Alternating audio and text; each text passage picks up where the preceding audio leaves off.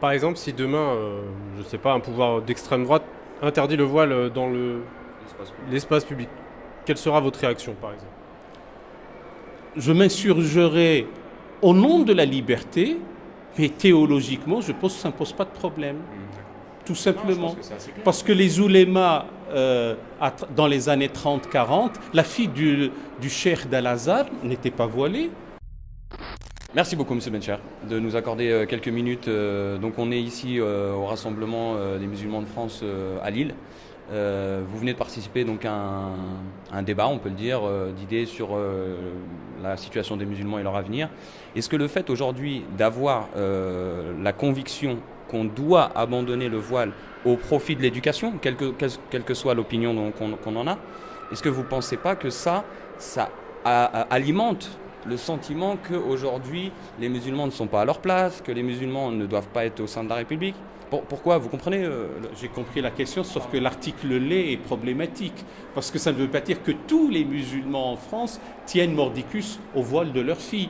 Donc, pour celles... Mais majoritairement, Monsieur Bencher. Je ne suis pas sûr que ce soit aussi c'est majoritaire. là où là, il y a un débat. Je pense qu'il y a un... Oui, bon. D'une part. Et d'autre part, si c'est majoritaire, et de mon point de vue, c'est que nous payons les démissions qui, depuis 1979, pour parler de la révolution de Khomeini, ou depuis 1989 pour parler des deux fillettes à peine nubiles qu'on a emmitouflées à Creil, et on n'a pas pris en charge à ce moment-là les priorités éducatives. Donc, mais doit-on délaisser notre signe religieux volontairement choisi pour pouvoir accéder à l'éducation? La question est là en fait. En tant que citoyen, et heureusement qu'il y a des établissements scolaires dits confessionnels ou privés qui se sont créés pour ça.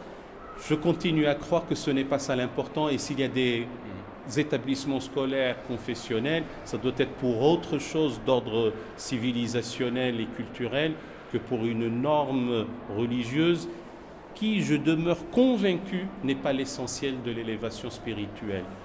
Je demeure respectueux du choix librement consenti des uns et des autres. Laissez-moi ma liberté de penser que ce n'est pas ça l'essentiel. Et je demeure... Je pense vraiment que ce n'est pas ça qu'on vous reproche. C'est vraiment pas ça. C'est peut-être, je pense certains, c'est le fait simplement d'avoir, pour certains en tout cas, participé par les déclarations, puisque vous restez un intellectuel, vous êtes un islamologue, vous parlez très bien l'arabe, enfin, vous avez fait le tour plutôt du sujet. Donc, quelles que soient vos opinions, je pense que certains, ce qu'ils vous ont reproché, c'est le fait d'avoir participé à ça. Voilà. Alors, déjà le mot islamophobie, j'ai toujours été contre, parce que l'islamophobie étymologiquement c'est avoir peur de l'islam, et moi je lui préfère la misislamie de mésos, haine, détestation et hostilité, comme on dit misogynie ou misanthropie. Mais c'est très intéressant, parce que sur les termes, c'est pareil, c'est très très intéressant. Est-ce que vous considérez pas qu'il y a un vrai racisme envers les musulmans, de ne pas vouloir accepter ce terme-là, même si étymologiquement il n'est pas représentatif de ce qui se passe vraiment. Le fait de ne simplement pas l'accepter.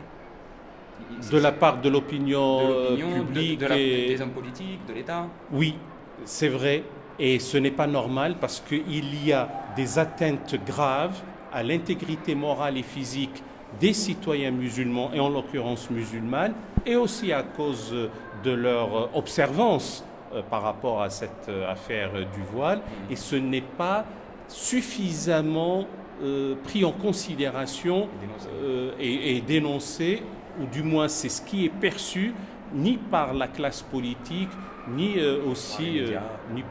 par les médias. Et donc, au lieu de pleurnicher, pardonnez-moi le terme parce que je ne le minimise pas les souffrances, il faut voir d'abord comment trouver une résilience, pas dans la morosité ou dans la soumission ou dans la résignation, pour transformer tout ça, le dépasser, le subsumer, le transcender, encore une fois par l'éducation et les études et la connaissance, et on verra, peut-être qu'à un moment donné, on a tenu mordicus à quelque chose qui n'était pas si essentiel. Je peux vous poser une dernière question. Théologiquement, vous pensez que le voile n'est pas une recommandation islamique? suis encore une fois très respectueux des consciences humaines. Je dis simplement que l'argument qui dit que la référence scripturaire est dans le Coran, je suis surpris du choix sélectif de l'observance. Ces mêmes personnes ne disent pas qu'il faut couper la main du voleur. Même si on dit qu'il ne faut pas la lui amputer maintenant, mais en faire une entaille. Même l'entaille, on ne la fait pas. Ces mêmes personnes ne disent pas qu'il faut que la femme témoigne à 2 pour 1. Je voulais dire, par exemple, si demain, je sais pas, un pouvoir d'extrême droite interdit le voile dans l'espace public, quelle sera votre réaction, par exemple?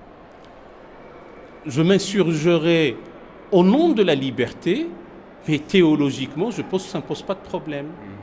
Tout simplement. Parce que les oulémas, dans les années 30-40, la fille du cheikh d'Al-Azhar n'était pas voilée. La fille de tel ou tel grand théologien musulman n'était pas voilée. La fille du mufti de Tunis n'était pas voilée. Toute l'œuvre d'un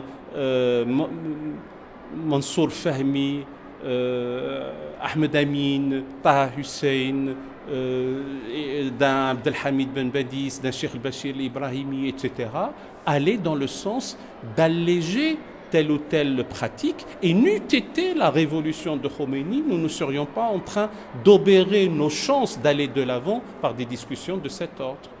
Les maîtres mots demeureront toujours, ce n'est pas antinomique, mais les maîtres mots demeureront toujours éducation, instruction, acquisition du savoir, culture, connaissance, ouverture sur le monde, et le champ de la science et l'autonomie du savoir. Merci beaucoup. Merci d'avoir pris le temps de nous répondre. Merci.